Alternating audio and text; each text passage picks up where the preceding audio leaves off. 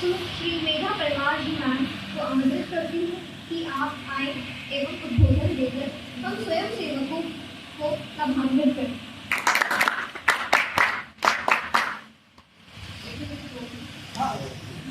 सभी को मेरा जय हिंद। जय हिंद। कैसे हैं आप सब? बढ़िया मैम। ऐसा लग रहा है कैंप में बहुत अच्छा। बहुत कुछ सीखने को मिल रहा है। Yes ma'am. पहली बार एनएसएस के कैंप कितने लोगों ने अटेंड किया? हाथ खड़ा करें। अरे पहले बार लगा। Yes sir. अरे वाह, अगली बार लीड करेंगे आप लोग कैंप? Yes ma'am. किसी भी कैंप में आपको भेज दें पूरा ऑर्गेनाइज करवाने के लिए? Yes ma'am. किसी भी स्कूल कॉलेज के? Yes ma'am. पक्का? Yes ma'am. बहुत अच्छा व्हीकल भैया। तो मेरी माउंट एवरेस्ट की जर्नी ये सब तो आप यूट्यूब पे सुन लेंगे, सब कुछ हो जाएगा। और मैं किताब भी लेकर आई हूँ आपके पास। तो कहाँ से मेरे को प्लेटफॉर्म मिले वो सब कुछ रियल चीज़ें आज मैं आपको बताऊंगी, ठीक है? तो पहले तो बहुत बहुत धन्यवाद सर। मेरे को लगता था कि अब कैसे हम शार्क टैंक के प्लेटफॉर्म तक हमारे अपने लोगों को पहुँचाएँ, फंडिंग मिले या कुछ मिले। पकड़ लीजिएगा आप सर को, हमारे यहाँ के शार्क टैंक यही है। आइडियाज लेके जाइए, इम्प्लीमेंट कैसे करना है, कैसे क्या करना है, पूरी जान खा जाएगा। और जो भी आपके मन में इच्छाएं हैं वो पूरा करें। मेरे को इतने सर की बात से एक ख्याल आया कि अब तो ChatGPT आ गई है। आज से 1 साल पहले तक मेरा एक दोस्त था, वो सिर्फ लोगों के लेटर लिखने का काम करता है। हम सब चाहते हैं जब स्पेशल दिन आए, जन्मदिन आए, मदर्स डे आए, फादर्स डे आए, बर्थडे आए, एनिवर्सरी आए, दीपावली आए, तो रटे रटाए लोग तो सभी लिखे हुए होते, कुछ स्पेशल फील कराए। तो उसने अपनी वेबसाइट बनाई थी, अपना नंबर डाल रखा था। लोग उसको फोन करते थे और फीलिंग बताते थे बोल के कि मेरे पापा ऐसे हैं, ये पहनते हैं, ऐसा करते हैं, मैं चाहता हूँ कि मैं उनको बोलूँ, ये बोलना चाहता हूँ।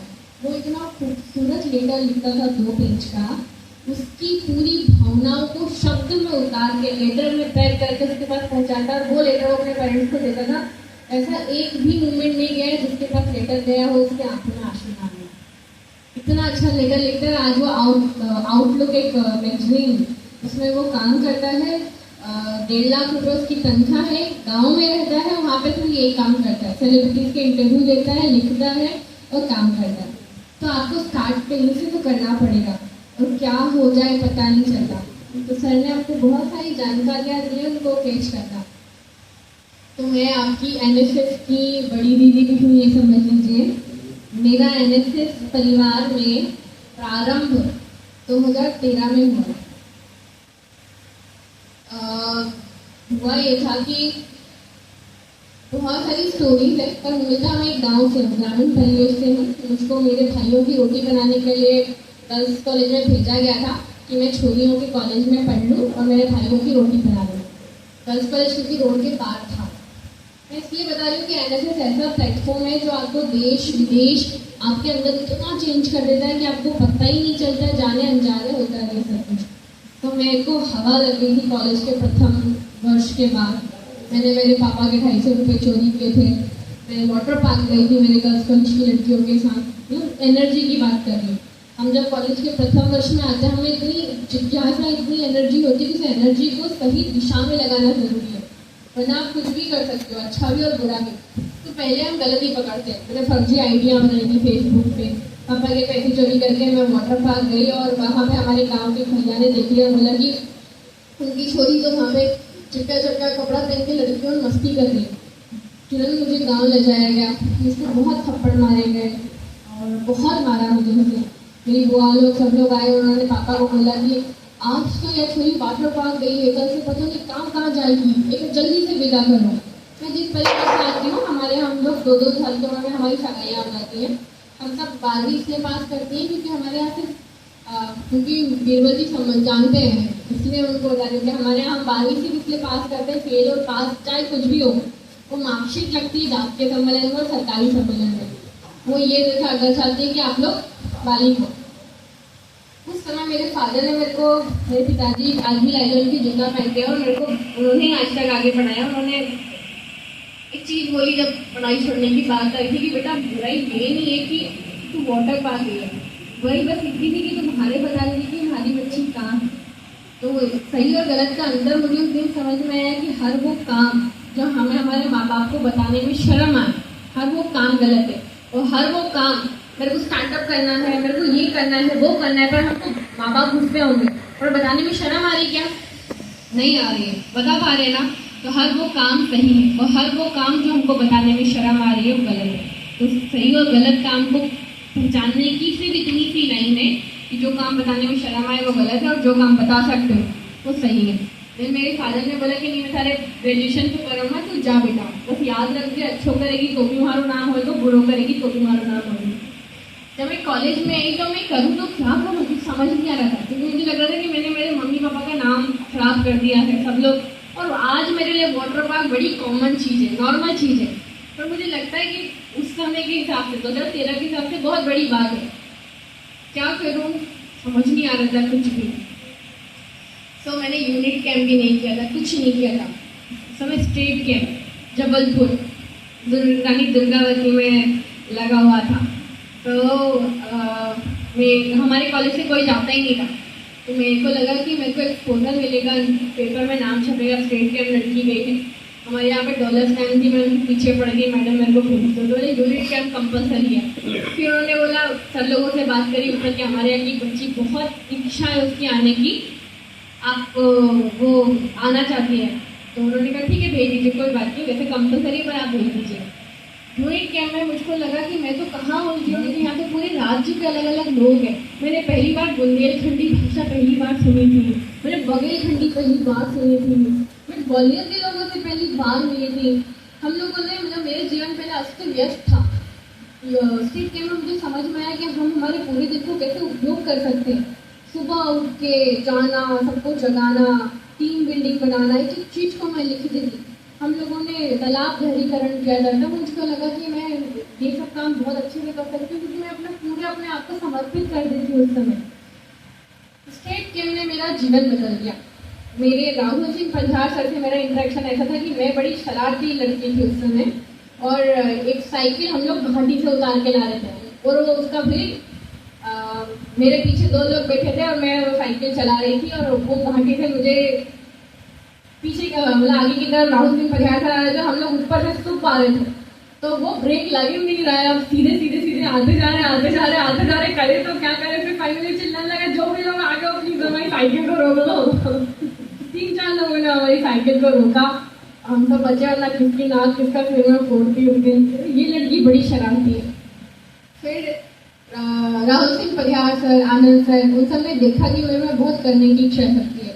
फिर मैंने उनको मेरी दूसरी परिस्थिति बताई कि सर मेरे को कुछ ऐसा करवा दो आप कि मेरा ना मेरे पापा गर्व से बोले कि मेरी छोरी ने ये किया, कुछ भी करवा दो आप लोग।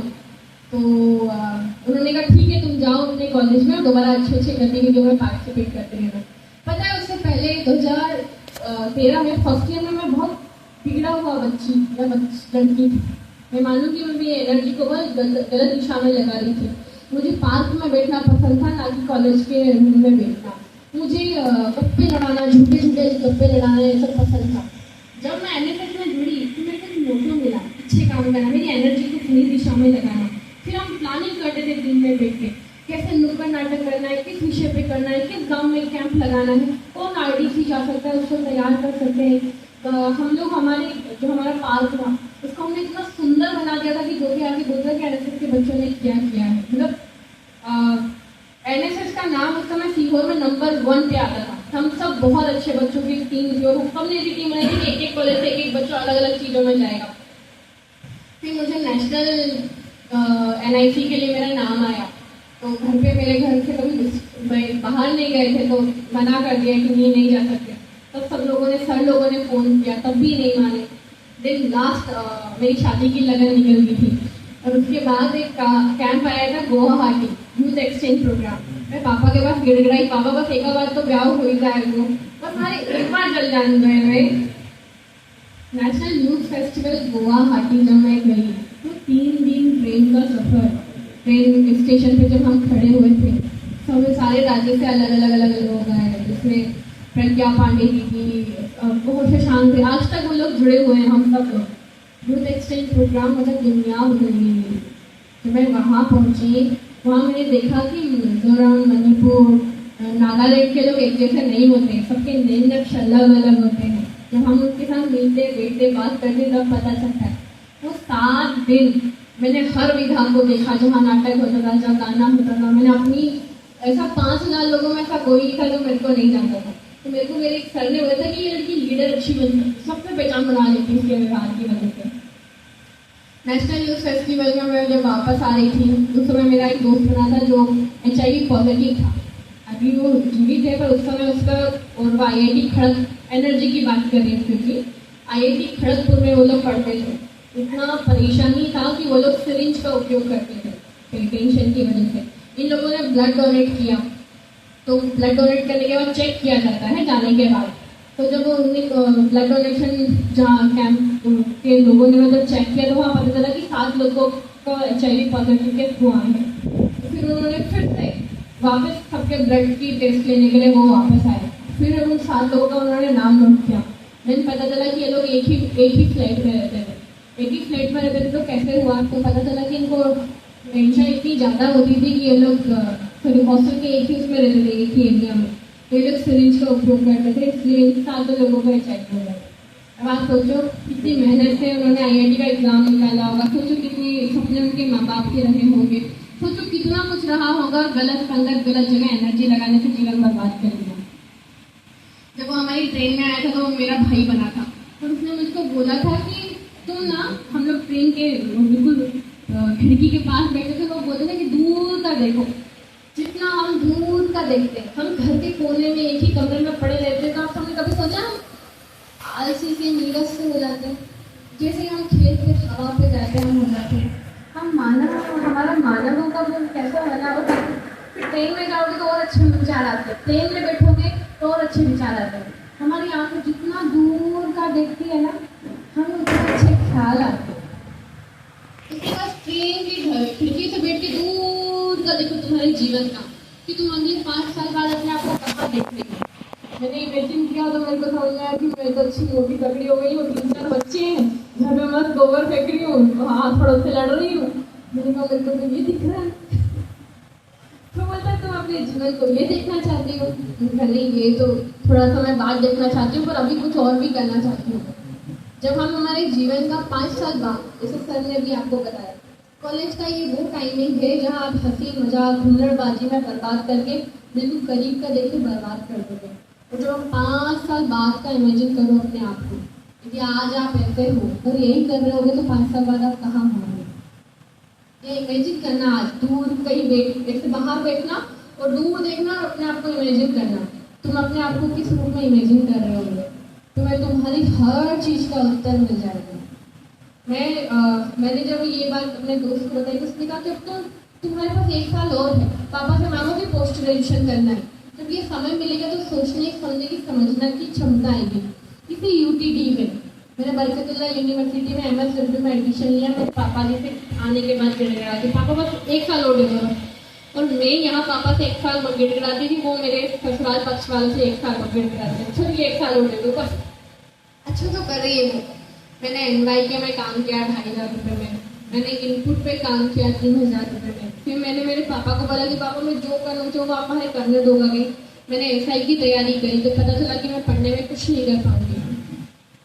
NSS के द्वारा मुझे प्लेटफॉर्म्स मिले, सोचने समझने की क्षमता मिली, प्रूफ करने का मौका मिला, लीडरशिप आई, अपनी बात रखने का तरीका मिला, अपने आप में कॉन्फिडेंस आया, अपनी एनर्जी को मैंने सही दिशा में निकाला, मुझे नेटवर्क मिला। फाइनेंशियली चीज़ों से भी ज़्यादा होता है कई बार नेटवर्क, वो मुझको नेटवर्क मिला। NSS ने मुझे बहुत कुछ दिया जिसका मैं कभी सार नहीं कर सकती। सबसे बड़ा प्लेटफॉर्म आया था फिर जब मैं बरकतुल्लाह यूनिवर्सिटी में पोस्ट ग्रेजुएशन में आई थी। मुझे यूथ एक्सचेंज प्रोग्राम के लिए मालदीव के लिए सिलेक्ट किया था। ये मेरे जीवन का सबसे बदल देने वाली चीज़ थी। मैं धुर गाँव की लड़की, मेरे साथ मिस इंडिया गई थी, रणजी ट्रॉफी के कैप्टन गए थे, IIT निफ्ट के टॉपर गए थे, भारत के डायरेक्टर गए थे, मैं गई थी। मुझे लगा कि यार मालदीव मतलब मैं तो चुपचाप बैठ जाऊंगी, वहाँ सब लोग अंग्रेजी में बात कर रहे होंगे, कभी देखा ही नहीं था ना ये सब। मैंने हेलीकॉप्टर में जाके सबसे पहले एयरहोस्टेस से ये पूछा था कि मुझे आपसे एक प्रश्न पूछना है। उसने पूछा पूछिए। मैं कहा ये जाता कहाँ है? बोले क्या जाता कहाँ है? मैं कहा ये वॉशरूम जब जाते हैं तो सब ये जाता कहाँ है? बोले आप ऐसा प्रश्न क्यों पूछ रही हो? कहा हमारे गाँव पे ऐसा कहते हैं कि हेलीकॉप्टर जब भी गुजरे तो मुँह मत खुला किया करो।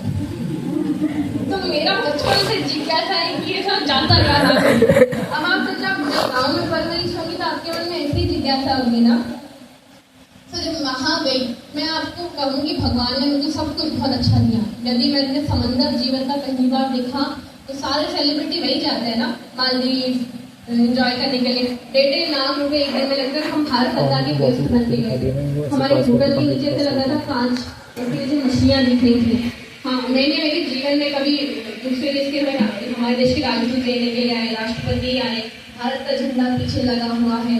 वहाँ पे मालदीव के सभी लोगों को हिंदी आती है। और वैसे मैं पर्वतारोहण की बात करूँ तो सबसे पहले मैंने पहाड़ देखा था तो माउंट एवरेस्ट देखा। तो भगवान ने मुझे बहुत कुछ दिखाया और ऊपर वाले का मैं इस चीज़ के लिए बहुत थैंक यू बोलती हूँ। जब हम मालदीव में गए तो वहाँ इंडिया को रिप्रेजेंट करने के लिए 3 मिनट की बारी है कि आपको बोलना है। ये NSS ने मुझे कॉन्फिडेंस दिया था। जब मैं हर दिन यहाँ बोलती रहती थी तो वहाँ 3 मिनट में मिस इंडिया की जगह मुझे बोला गया था कि आप बोलो कि भारत को सोने की चिड़िया क्यों कहा जाता है। बाहर देशों में ये होता है कि भारत को सोने की चिड़िया इसलिए कहा जाता है कि हमारे पास बहुत सारा सोना था तो हम लोगों के पास एक धन नहीं, बिल्कुल ऐसा नहीं है। भारत को सोने की चिड़िया इसलिए कहा जाता है यहाँ सब कदकाठी के लोग रहते हैं। आप देखना किसी कंट्री में सिर्फ एक ही कद के लोग रहते हैं, या तो इतने बड़े या इतने बड़े। भारत में आपको सब कदकाठी के लोग मिलेंगे। या तो किसी देश में एक ही नए नक्श के लोग रहेंगे, है ना, तो बिल्कुल छोटी आंख वाले रहेंगे या बड़ी आंख वाले रहेंगे। भारत पूरी दुनिया का एकमात्र ऐसा देश है जहाँ सब नए नक्श के लोग हैं, सब रंग रूप के लोग हैं। भारत दुनिया का एकमात्र ऐसा देश है समस्त धर्म के लोग हैं। और अंतिम चीज, या तो किसी देश में सिर्फ समंदर होता है या मरुस्थल होता है या पर्वत होता है। पूरी दुनिया का भारत एकमात्र देश है जिसके पास समंदर है, मरुस्थल और हिमालय भी है। इसलिए भारत को सोने की चिड़िया कहा जाता है। तो मुझे इस चीज NSS की वजह से आया।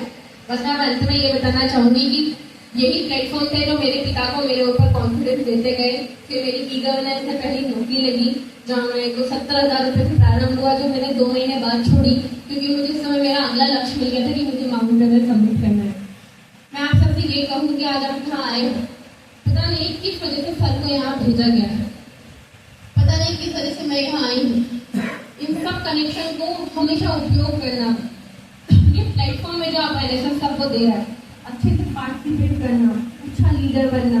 मैं भविष्य में एक अच्छी नेता बनना चाहती हूँ क्योंकि मुझे स्पोर्ट्स मिनिस्टर बनना है। अगले 5 साल बाद मैं अपने आप को स्पोर्ट्स मिनिस्टर देखती हूँ। क्यों? क्योंकि मैं जब खुद खिलाड़ी बनी थी तो मैंने ऐसी चीज़ों को देखा था कि बहुत सारे चीज खिलाड़ी वंचित थे क्योंकि कोई सोच ही नहीं पाता है। या तो बहुत 3 जगह से लोग आते हैं, तो उन्होंने वो ग्राउंड की किसी बच्चे की भागते हुए देखी कि जब कोई बच्चा स्प्रिंट मारता है ना तो बिल्कुल अस्थि पंजर हिल जाते हैं। यदि कोई बच्चा धावक बनता है या कुश्ती खेलता है, कोई सा भी गेम खेलता है तो उसके घर में खाने को नहीं होता, उसके पापा मम्मी पूरा उनके बाटे का राशन भी उसको खिलाते थे कि वो अच्छा खिलाड़ी बने। मैंने दोनों जगह की चीजें, सारी चीजें को मैंने महसूस किया है। और अगला मेरा यही है कि मुझे अगले 5 साल बाद इसी NSS से मैं निकल के एक सीढ़ी बढ़ के नीचे हूँ। मैं कभी किसी राजनीति पार्टी को क्रिटिसाइज नहीं करती, मैं कभी किसी का बुरा नहीं बोलती और मन में भी कभी किसी का बुरा नहीं चाहती। मेरा मन एक ही होता है कि मेरा लक्ष्य क्या है और मैं वहाँ जाना क्यों चाहती हूँ। क्योंकि मुझे सपनों में आज भी तालाब आते हैं, मुझे आज भी सपनों में आते हैं कि मुझे गाँव पे जाके क्या काम करना है। मध्य प्रदेश की GK की बुक में नाम आता था, मध्य प्रदेश आज भी आता है। सारे जितने भी एग्जाम होते थे उसमें टिक मार्क आता था MPSC के लिए। अब एक किताब है आप ये पढ़ सकते हैं। बहुत सारी चीजें बहुत अच्छी हुई जीवन में। मेरे को जब ब्रांड एम्बेसडर बनाएंगे तो मैं हर महीने के 5 लाख रुपए कमाती थी। 4 ब्रांड के 4 लाख और एक जगह घूमने का 1 लाख। इन सब चीजों के बाद मुझे हर बार नया लक्ष्य में डिसाइड करती हूँ। मुझे पता है कि मुझे मरने से पहले क्या लेके जाना है। तो मैंने अपना माउंट एवरेस्ट फतह किया और अगले माउंट एवरेस्ट की मैं तैयारी कर रही हूँ। आप सबसे आज मैं इसी NSS के कैंप में ये कहूँगी, आज डिसाइड कीजिएगा। सबका माउंट एवरेस्ट अलग अलग है। मैंने मेरा माउंट एवरेस्ट फतह किया है, अब आपकी बारी, आप अपना माउंट एवरेस्ट फतह कीजिए।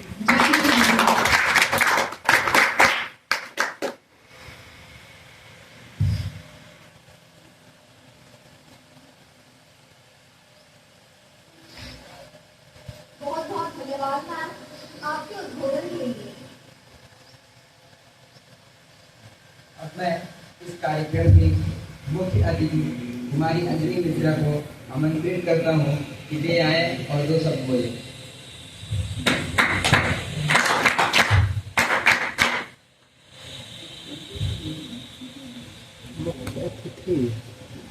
आदरणीय अतिथिगण, सम्मानीय बोर्ड मेंबर्स और मेरे सभी साथियों, जैसा कि आप सभी जानते हैं, आज हम यहाँ एनएसएस द्वारा आयोजित विशेष शिविर में उपस्थित हैं, जहाँ हमने न केवल अपनी स्किल्स को डेवलप किया